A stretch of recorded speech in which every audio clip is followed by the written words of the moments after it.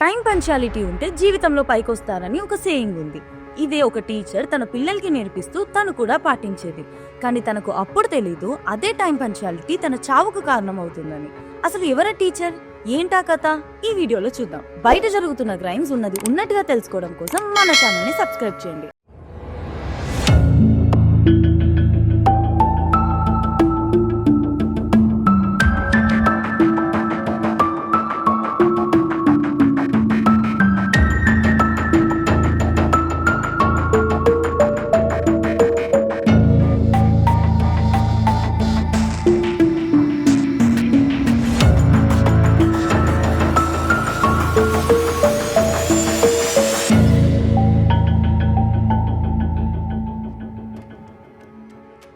అది అక్టోబర్ 19, 2004 తమిళనాడు కరూర్ జిల్లాలో కులితలై అనే ఊర్లో జ్యోతి రామలింగం అనే వ్యక్తి వాళ్ళ వైఫ్ మీనాక్షితో నివసించేవాడు.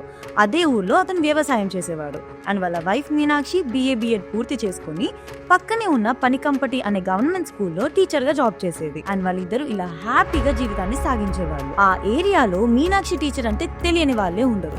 తను స్కూల్ కి బయలుదేరింది అంటే టైం మార్నింగ్ 8:30 అవుతున్నట్టు. అండ్ తను ఈవినింగ్ రిటర్న్ వస్తుంది అంటే టైం 6 అవుతున్నట్టు. అంత పంచువల్ గా టైం ని ఫాలో అయ్యేది. అండ్ తనకి ఇల్లు వదిలితే స్కూల్, స్కూల్ వదిలితే ఇల్లు, ఇది తప్ప వేరే లోకమే లేదు. యాజ్ యూజువల్ గా వాళ్ళ హస్బెండ్ ఫార్మింగ్ వర్క్ స్టార్ట్ చేసుకున్నారు. అండ్ తను మార్నింగ్ లేచి వాళ్ళ హస్బెండ్ కి వంట చేసి పెట్టి తను బాక్స్ కట్టుకొని తన TVS 50 పైన స్కూల్ కి బయలుదేరింది. కానీ తనకు ఆ రోజు తెలీదు తను ఇంటికి ఎప్పటికీ తిరిగి రాదు అని చెప్పి.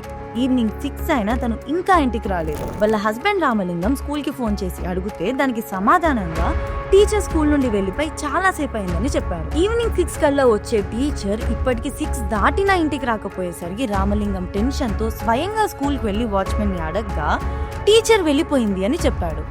అండ్ అయినా డౌట్ తో స్కూల్ అంతా వెతికి స్కూల్ హెడ్ మాస్టర్ ని, ఇంటికి వెళ్లకుండా ఉన్న టీచర్స్ ని అందరినీ అడిగితే ఒకటే సమాధానం, మీనాక్షి టీచర్ వెళ్లిపోయింది అని చెప్పి. రామలింగానికి ఏం చేయాలో అర్థం కాక స్కూల్ నుండి ఇంటికి వెళ్లే దారిలో అందరినీ ఎంక్వైరీ చేశాడు. స్కూల్ నుండి ఇంటికి మధ్య మరుదూర్ దగ్గర రైల్వే గేట్ ఉంటుంది. రైల్వే గేట్ మెన్ ని అడిగితే Meenakshi teacher morning railway gate ని క్రాస్ చేయడం చూశాను కానీ ఈవినింగ్ రిటర్న్ రావడం చూడలేదు అని చెప్పాడు. దీంతో టెన్షన్ పడ్డ రామలింగం వెనక్కి తిరిగి మరుదూర్కి ముందు ఉన్న మెట్టు మరుదూర్ జంక్షన్ దగ్గర ఒక ఫర్టిలైజర్ షాప్ పెట్టుకున్న తన ఫ్రెండ్ తిరుపతిని అడగ్గా ఈవినింగ్ మీనాక్షి టీచర్ రిటర్న్ రావడం చూశాను అని చెప్పాడు. దీంతో స్కూల్ వదిలిన తర్వాత మీనాక్షి టీచర్ మెట్టు మరుదూర్ జంక్షన్ దాకా అయితే వచ్చింది అని కన్ఫర్మ్ చేసుకున్నారు. దాంతో రామలింగం మెట్టు మరుదూర్ జంక్షన్ నుండి రైల్వే గేట్ మధ్య తన రిలేటివ్స్ ని, ఫ్రెండ్స్ ని వెతకమని చెప్పాడు. అండ్ తను కూడా వెతకడం స్టార్ట్ చేశాడు. రాత్రి 11 అయినా ఇంకా దొరకకపోయేసరికి పోలీస్ స్టేషన్కి వెళ్ళి కంప్లైంట్ ఇచ్చాడు. కంప్లైంట్ ఇచ్చిన హాఫ్ అన్ అవర్ కి పోలీసులు FIR ఫైల్ చేసి వెతకడం కూడా స్టార్ట్ చేశారు. రామలింగం చెప్పిన ఇన్ఫర్మేషన్ తప్ప ఇంకా ఏ కొత్త ఇన్ఫర్మేషన్ అయితే కనిపెట్టలేదు. రోజులు గడుస్తున్నాయి కానీ తన భార్య ఆచూకీ మాత్రం ఇంకా తెలియలేదు. తరచుగా పోలీస్ స్టేషన్కి వెళ్ళి ఎంక్వైరీ చేస్తూనే ఉండేవాడు. అలా ఒక రోజు పోలీస్ స్టేషన్ కి వెళ్ళినప్పుడు రామలింగంతో అక్కడున్న ఇన్స్పెక్టర్ ఇలా అన్నాడు, మీరు గుండె నిబ్బరం చేసుకోండి, ఈ కేసులో పెద్ద పెద్ద వాళ్ళు ఇన్వాల్వ్ అయి ఉన్నారు, రూలింగ్ పార్టీ XMLA హ్యాండ్ కూడా ఉందని చెప్పాడు.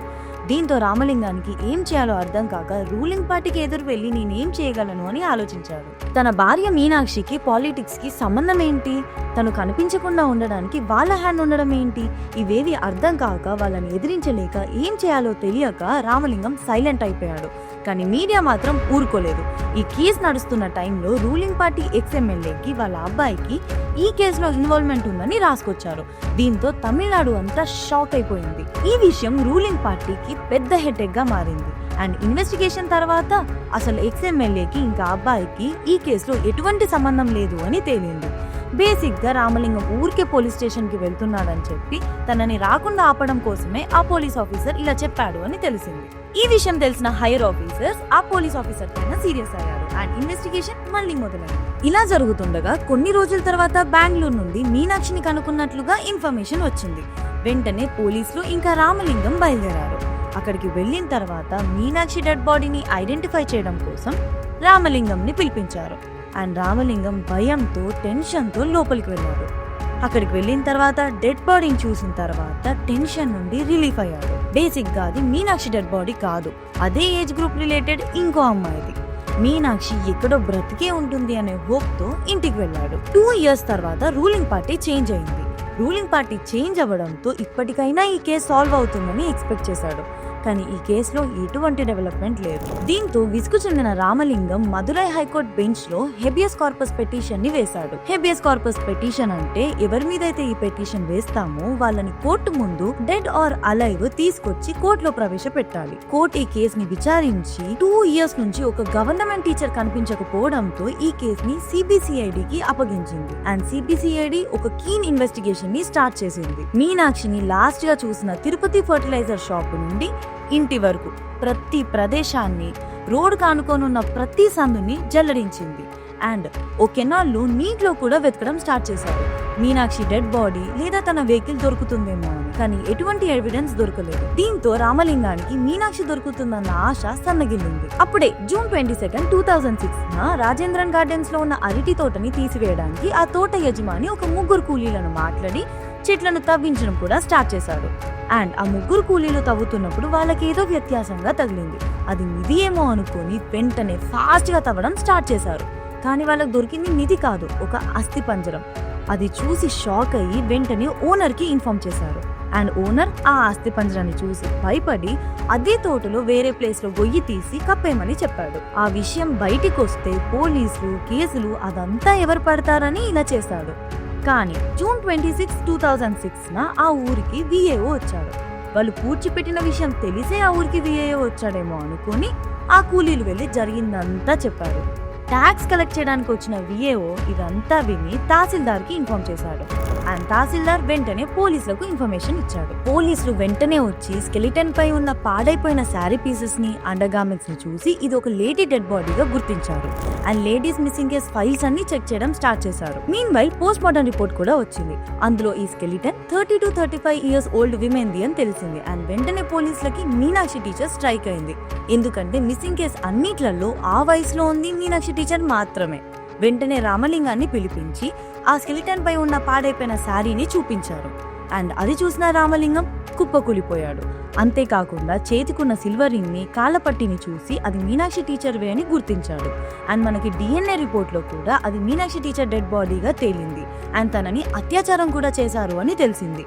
దాదాపు 1.5 years నుంచి కదలని ఈ కేసు ఇప్పుడు పరిగెత్తడం మొదలుపెట్టింది. పోలీసులు లాస్ట్ 2 years నుంచి ఆ తోటలో పనిచేసిన కూలీల లిస్ట్ రెడీ చేశారు. అండ్ ప్రతి ఒక్కరిని ఎంక్వైరీ చేయడం స్టార్ట్ చేశారు. పొరుగురులో ఉన్న వాళ్ళని కూడా వదిలిపెట్టలేదు. అలా ఎంక్వైరీ చేస్తున్న టైంలో షణ్ముఖ్ అనే వ్యక్తి పైన వీళ్ళకు అనుమానం వచ్చింది. అతన్ని ఎంక్వైరీ చేసినప్పుడు అతనికి ఈ కేసుకి ఎటువంటి సంబంధం లేదు అని చెప్పాడు.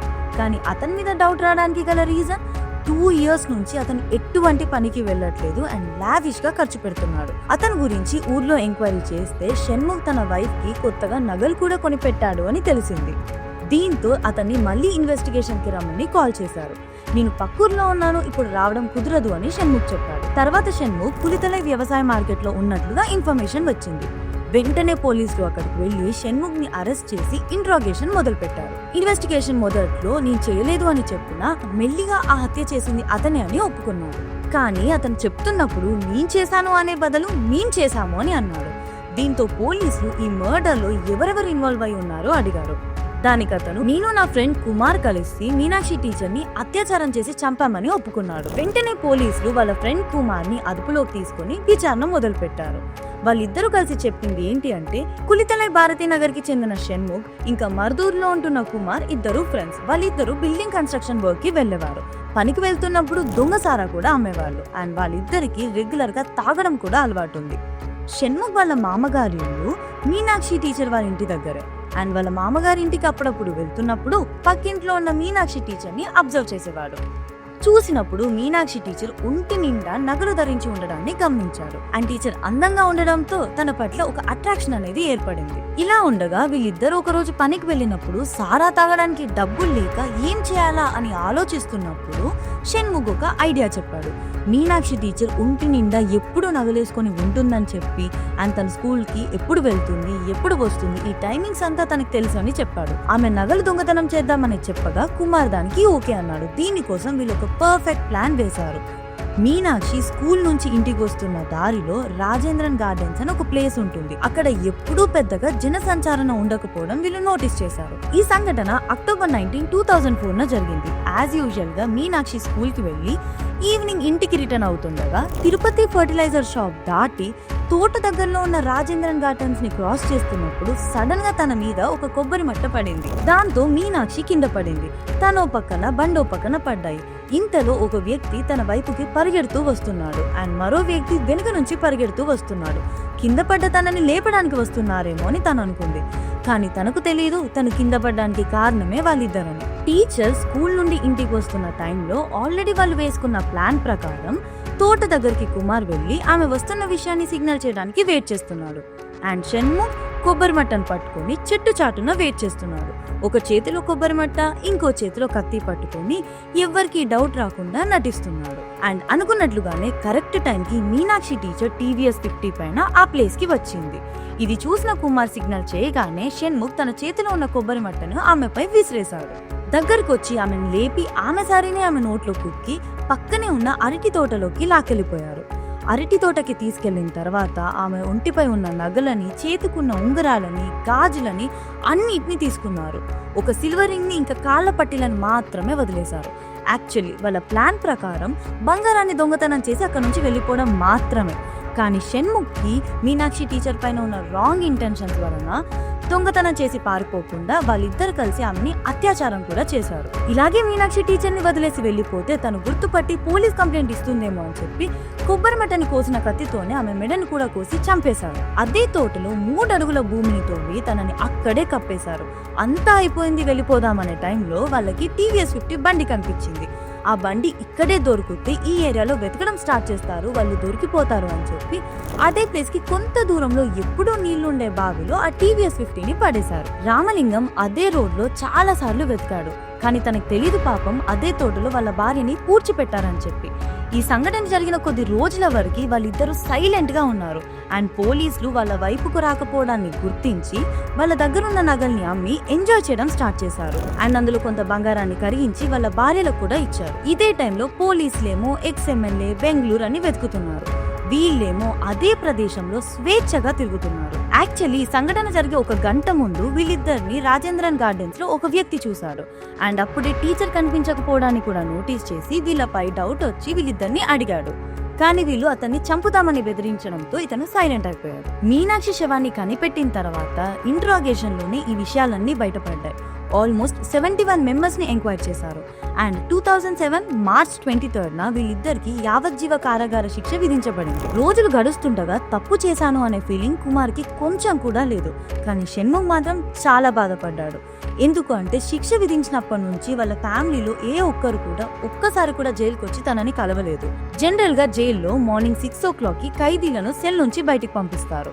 అండ్ ఈవినింగ్ రోల్ కాల్ తీసుకుని మళ్ళీ సెల్లోకి పంపిస్తారు. అదే విధంగా సెప్టెంబర్ 17, 2014 రోల్ కాల్ తీసుకొని అందరూ సెల్స్ లోకి వెళ్తున్నప్పుడు షణ్ముఖ్ మాత్రం ఎస్కేప్ అయ్యాడు. ఈ విషయం జైలంతా స్ప్రెడ్ అయ్యి జైలు మొత్తం వెతకడం స్టార్ట్ చేశారు. అప్పుడే తన బ్లాక్ పక్కన ఉన్న రావి చెట్టుకి బ్లాంకెట్ తో ఉరివేసుకొని ఉండడాన్ని అందరూ గమనించారు. ఫంక్షన్స్ కి, ఇంపార్టెంట్ అకేషన్స్ కి హెవీగా జ్యువెలరీ వేసుకొని వెళ్ళడం ఓకే, కానీ నిర్మానుష్యమైన ప్లేసెస్ లో, ఎక్కువ జనసంచారం లేని ప్లేసెస్ లో వేసుకొని వెళ్ళడం అస్సలు సేఫ్ కాదు. మనమే వాళ్ళకి ఛాన్స్ ఇచ్చినట్లు అవుతుంది. మనం ఎంత కరెక్ట్ గా ఉన్నా బయట అలా లేరు కదా. సో కాస్త జాగ్రత్తగా ఉండండి.